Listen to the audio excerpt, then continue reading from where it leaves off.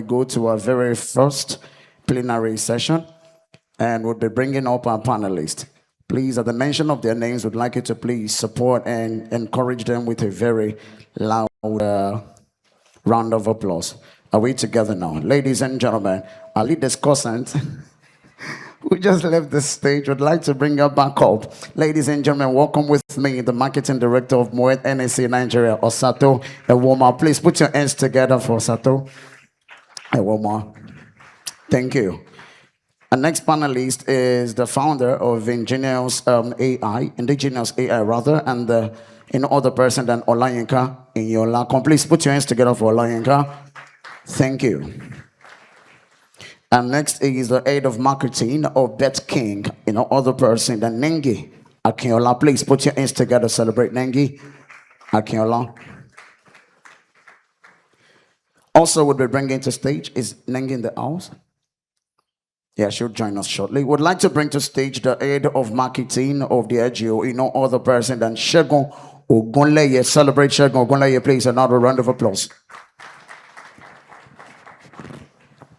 And lastly, would bring to stage our moderator for the session. Is no other person than the president of Experiential Marketers Association of Nigeria, X-Man. No other person than Tolulokpe Madeben. Put your hands together for Tolulokpe, ladies and gentlemen.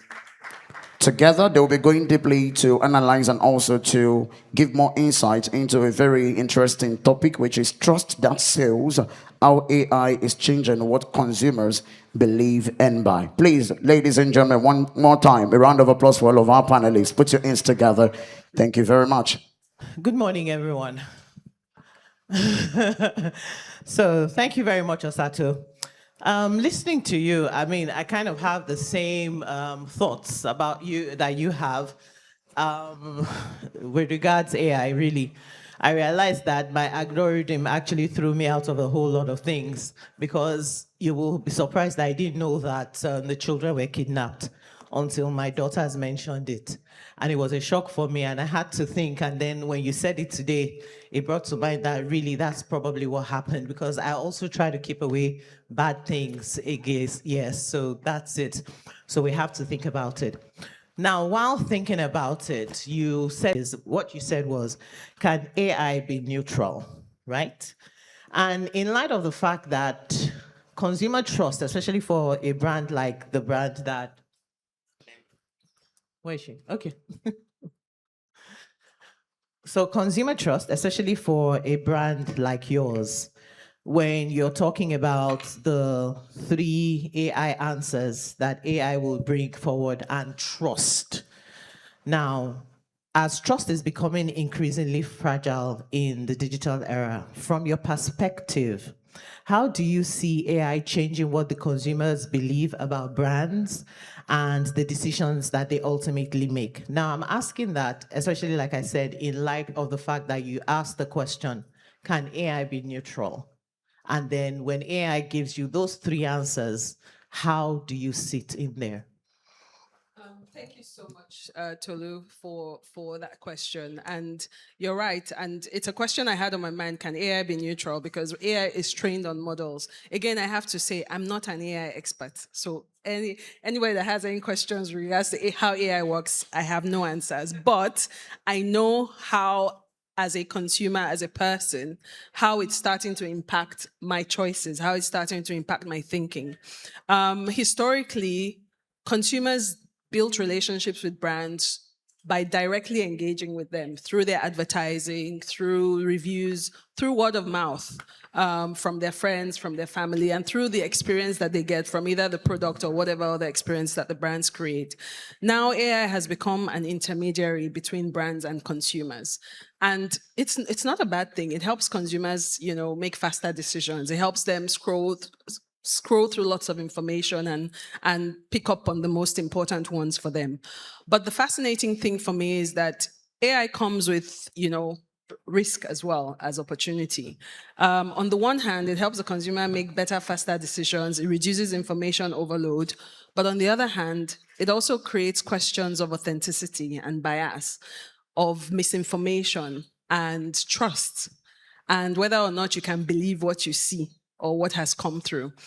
More and more consumers know that what is coming through in their feeds, what they're getting exposed to. They know that it's curated and filtered and generated by algorithms. So they're learning to ask more questions. They're learning to check a bit more. They're learning to take it with a pinch of salt and then still find other ways to validate. They're looking for signals that they can rely on. So yes, I do my research, I ask the questions, but I still try and find places or people that can help to solidify the choice that I'm making.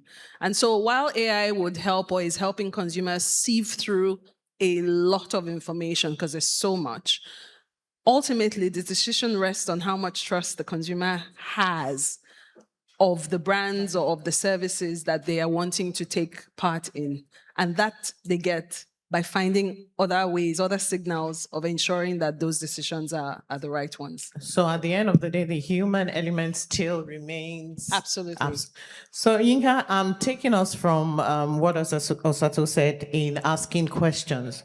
Your work through Indigenius AI sits at the center of a lot of conversation, shaping our businesses, technology. So I think we have you to blame for me not being aware of some things that were happening and all of that. So please do better.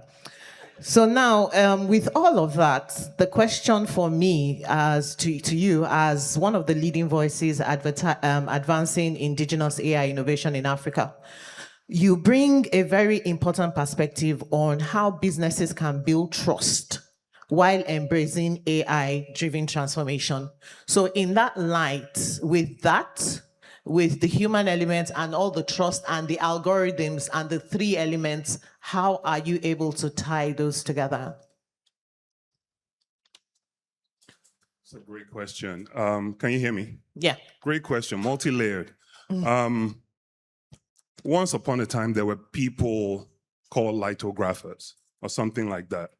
And then there was something called PageMaker, then Photoshop. Then with a prompt, you create a great poster that can fake it or great to the eye. I know graphic designers just left the room. but the truth is technology has always changed. The difference with this one is the same democracy that social media gave to people to become, journalists or to say their mind is the same liberty that AI, generative AI, gives you to become a creator, or at least to be efficient at that. But unfortunately, and when I say unfortunate for us as creators who build and train AI models, the better the models become, the less the consumers will trust it. What I mean by that is, back in the day, like 2 years ago, when you could text the image and prompt a human, if that human is smiling, you could tell by the teeth or the fingernails. Now you cannot. In the future, as she was saying in her speech, there will be many things you would not be able to discern with your eye. It would have to be the same algorithms that create the AI models that have to tell you that this is AI created. So we have the responsibility to do that. It's kind of like people always argued that antivirus companies built viruses. That's what people said. Yeah. So we sort of have to build the antivirus for the virus. In quotes. In quotes. Okay. But I think the upside for AI is bigger than the downsides, especially for a country like Nigeria. And Nigeria and Africa has the biggest leap to take from artificial intelligence. And I'll tell you why. It's because, as some would say, we're far behind in technology and in innovation. And some of that is because of the complexity of the people that we are. Yeah. Right? In many parts of the world, people learn math in their mother tongue. In Nigeria, you learn English to learn math. Right? So in the end, if we want to solve a lot of problems amongst us, especially for marketers, you know that Wazobia FM does well. No reason to shout them out. I know they might be sponsors, but the numbers do very well because they resonate with the people. So if people are going to trust AI, then it has to be AI that speaks the language of the people. And that's what we're building at Indigenius, which means that we're not bothered about training an LLM and saying, hey, we built this big model. We're worried about training models that speak Hausa, Igbo, Yoruba, Pidgin, all the other languages included as the population matters. So that way, to create brand voice, and if the brand is trying to reach out to you and it says Oluwaseun, then you know, or you might trust it more because it says your name in the way that you trust. So, hey, Okay. I suppose that you would circle back to me, but I hope I've been able to answer And your it kind question. of answers when Osato, again, in her speech to us, asked the question, what nuances was AI picking up? So you are helping us to ensure that we're actually speaking to us, but for us, by us, so to say. So Segun, now, based off of what Olayinka had said, AI is making marketing far more predictive and, of course, data-driven. I mean, when he spoke now, he talked a lot about data, using Wazobia FM for an example. How is the changing relationship between brands and consumers, particularly in categories shaped by lifestyle and emotional connection? It kind of ties to the question on trust I had asked Osato earlier. So what are your thoughts on that? I thought I was going to sleep all day. No, It was amazing coming from that side. I think the way I'm going to look at this is to say that there are basic fundamentals of marketing. There are basic fundamentals of consumer behavior that AI is just going to be the nexus for helping to drive and connect at every point in time. Those fundamentals of marketing revolve around what Osato has mentioned. Authenticity will remain authenticity. Resonance will remain resonance. So regardless of the category, regardless of the lifestyle, it will always be that the basic of marketing, connection, the outcome that we choose to get will remain the same. So within that entire mix, AI will always, for me, be a vehicle that connects both the stakeholder and the stakeholdee. It's as simple as that. Insight is the foundation of everything we do in marketing. What I have seen AI do is to help us finesse insight significantly so that we can drive even better connection, so we can drive better growth levers around lifestyle, whether it is football, whether it is music, whether it is food or lifestyle. So for me, I will always maintain there is no AI without you and I. And I'll rest it there. Good, thank you. So there's no AI without you and I. Clock here. So there's no AI without you and I. So taking it from there and taking it to you, Nengi, with the, should I say, the onslaught of betting and online, all of that, and taking the fact that there's no AI without you and I. So consumer expectations are evolving with all of that, and it is a rapid movement. So among the digital, I mean, I have a couple of young people, a lot of young people in my office, and at a point it was a problem. I called it a gambling disease, but they don't see it that way. So around that, what behavioral shifts are you seeing in how consumers respond to AI-powered recommendations and personalized engagement based off of where you're coming from? Yeah, so I would say the recommendation engine has always been there since social media became like a core in our everyday life and ecosystem. But what AI has done is to make it a lot more precise. Of course, with data and insights, we're able to understand, again, the consumer behavior and how they interact with products. And then we're able to recommend what is relevant to them. So there is a lot more precise targeting. There's a lot more relevancy in terms of the content that you are positioning to them. And you learn a lot from the kind of content and the kind of products. So in my case, we have 3 different verticals. For example, we have sports for the sports enthusiasts. We have virtuals, which is like eFootball. And then we have games that's anybody without any skill can play. Now, when you understand how people interact with certain genres, you understand the games that are maybe of more interest to them. And you are able to even use AI to develop games that that is relevant to them. Early this year, we introduced a game called Chicken Keke. We had the localization element to it, but we also used AI to shorten our route to market, so our go to market from 3 months that it would have taken us to develop the game to 6 weeks. And when we developed the game, we developed it with the insights that our customers love crash games. They love the mechanic of Aviator, for example, and we modeled that game around those mechanics, and it has been our top 5 games since we launched. So when you recommend that to a customer that has played a similar game, it resonates with them and they stay longer on your platform. So we're able to drive daily active users, and if you understand that model, you're pushing at what the consumer finds relevant. You also will drive business growth. Which goes back to what Segun said earlier in terms Absolutely. of authenticity and connection. So you're connecting back with them. And taking us again from connection, Osato, this is to you. Luxury and premium brands rely heavily on emotional storytelling. I mean, that's back to the connection, the authenticity, and all of that. How can, in doing all of this, how can brands embrace AI-driven personalization without losing that human element that consumers, especially in terms of lifestyle, in terms of luxury, because you find out that it's the human elements of it that the consumers value more. How can we ensure that they don't lose that, especially for you? Thanks, Tolu. I think the starting point for that is recognizing that consumers do not form emotional connections with algorithms, right? They will form an emotional connection with brands through stories, through experiences, through people.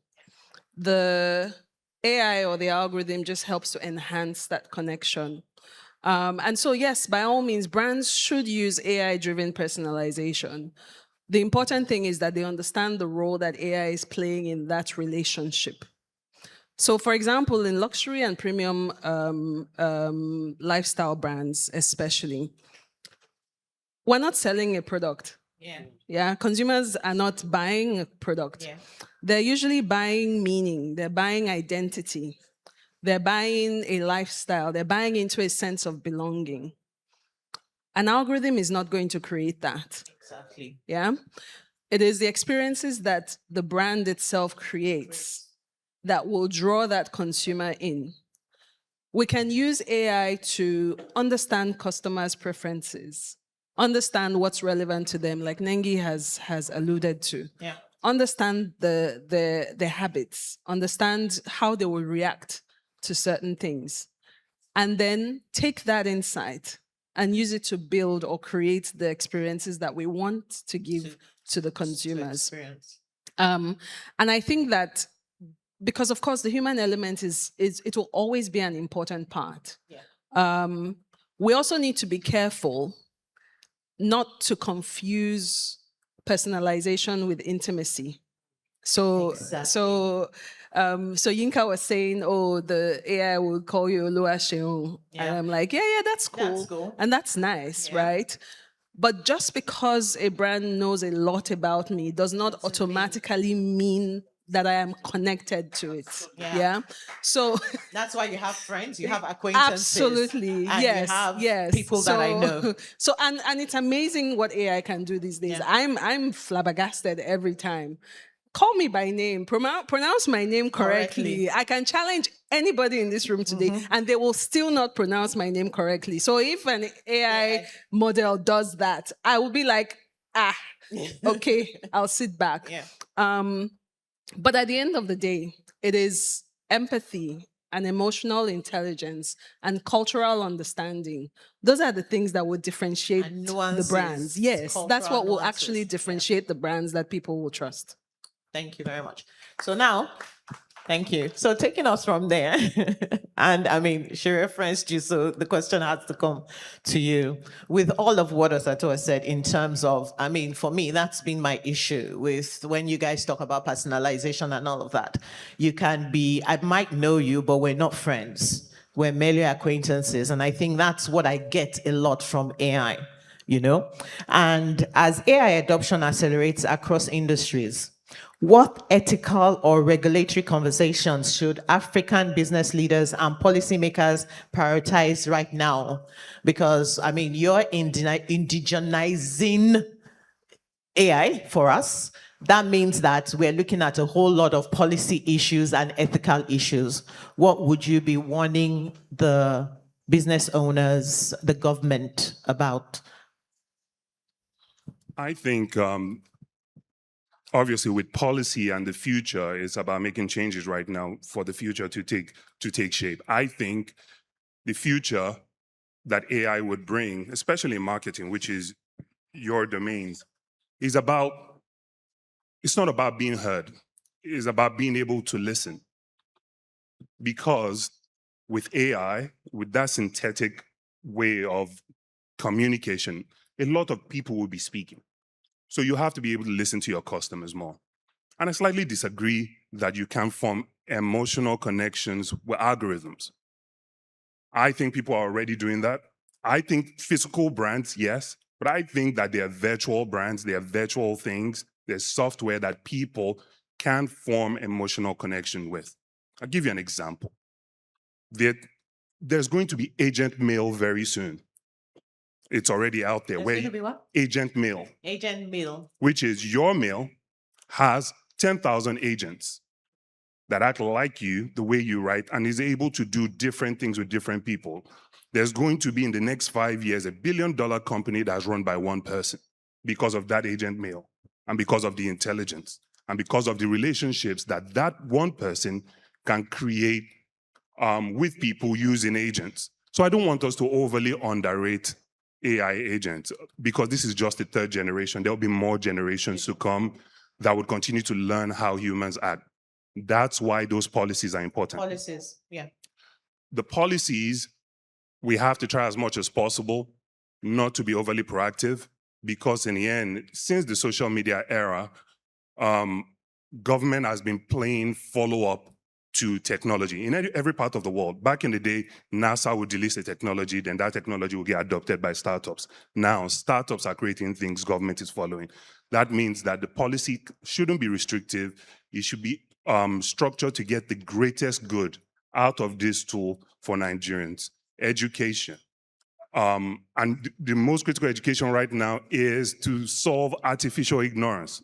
That's what AI is for many people out there, so that they are conversant of what AI is. But using local languages, which I'm very, very, with the stats that I mentioned earlier, clear about, using local languages, using policy to protect people, holding people like us accountable when we err, so that other people would learn from it and not exploit the consumers is very, very important. But I would not say put out a regulation because that will kill the momentum and stifle the growth that AI can create in society. Finding a midpoint between holding you responsible and finding the policies as well. And not doing it from their offices, doing it with interaction. Actual interaction with you guys and with the consumer. And the consumers. Yeah, that's important. Thank you very much. So now taking it from there to you, Nengi. I mean, data policies, AI infringement, all of those. They are the reasons why there's a lot of talk. Arcon has issues with all the AI things. We're trying to walk through it, going into the policy issues and trying as much as possible to be in it, not coming at it from outside. So looking at that, and as brands gain access to more consumer data and predictive intelligence, where should organizations draw the line between personalization and intrusion? So I would say, first of all, using data responsibly is an onus on every brand owner, because with how AI is advancing and with bigger brands that can afford certain technologies and tools, you get so much information from the customer. And it's on us to create frameworks and guidelines on how we utilize this data to the benefits of our customer, which would then help us drive business growth. I'll give an example. Right now, before we used to have monthly sessions where we dive into consumer insights, we would do focus groups, we would do different types of data intelligence. But now it's a lot faster for us to gain this information just based on their habits and the things that they do. And we have restricted the use of that insight and the data to understanding, doing A/B tests to understand UI, UX, the experience, to make the experience better for the customer rather than exploiting the information that we have to maybe sell more products, if you get what I mean. Yeah. So for every brand that is utilizing AI at its infancy stage and even where it's going to get to in the future, we need to be responsible in terms of how we use the insights that we have. And because if we're not responsible, we would not have sustainability within our business. Right now, we do a lot of recommendation engine usage. We do a lot of, we're testing different types of products that, would resonate with our customers. And as they see that you are very cautious in your use, you are not exploiting them, then they stay longer. And when they stay longer, you're able to drive business growth. So number one, we need to be responsible and create guidelines to guide the entire organization on how data is used. So taking us back to guiding on both sides, regulators, organizations, and even the consumers, right? So taking that, Segun, creativity has always been central to effective marketing. With AI now generating, Coca-Cola's legendary ad towards the end of last year, I think they've done it twice now. So with all of that, with AI now generating content, visual, and campaign ideas, how should brands think about the balance between machine intelligence and human creativity? That's a very good one. And I think maybe marketing and creative people are becoming endangered species now. Because literally, we just woke up one day, I don't know how true that is, because also you can't trust anything that goes out, but we learned that a big multinational actually fired, I don't know how many people, and just decided to invest in 300,000 influencers. Whatever that is, it shows that, we could tell ourselves about those authenticity connection, something is happening somewhere. And so when he mentioned what he said about, I'm in Osato's space as regards the fact that, look, at the end of the day, we should not mistake intimacy with personalization. By the way, we're also seeing through those personalization now anyway. All those emails just come to you. We know that you are just got. So there is just something to it that doesn't seem genuine. And so, but there is that intimacy that the human, connection bring to it. But linking it back to what you said, the truth is AI is helping significantly refine our creative output. But there is still this space for authentic, genuine, connecting creatives. You could see it even in the current outcome. You could see, I'm going to argue that the best of creative will be generated by creatives themselves who have the best of prompts. Yes. Because when you feed it with the right prompt, the authenticity that comes out in terms of outcome is even better refined. So AI becomes a lot more of an enabler. Every single time I watch this very beautiful Netflix series called Black Mirror, please, I think you should watch it. Every single time you follow the journey as regards what technology and AI could do, but it never ends well. It never ends well. And the reason why it's not ending well is because it continues to tell us that this is an enabler. This is an enhancer.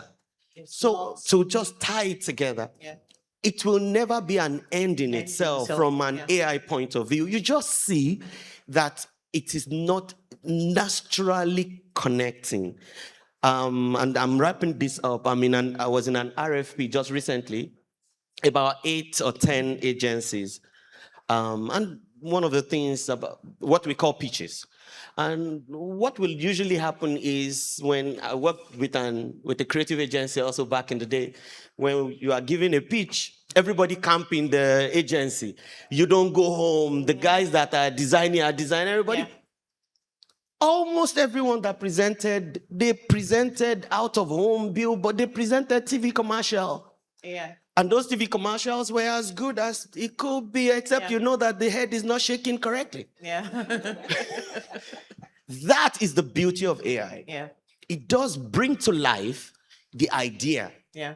But I do feel that when whoever is going to then land those ideas authentically, you will need to bring to life a lot more of the human side of it from a marketing point of view. So just to close it up, AI is an enhancer. Enabler. It's an enabler. Okay. So thank you very much, everyone. I'm going to take one final statement from everyone whilst we then go into the audience for questions. And that's saying that Segun said to us, AI is an enabler. Osato said to us that we will never, never say never, but we will not get that level of authenticity, so to say, especially in terms of luxury brands and lifestyle from AI.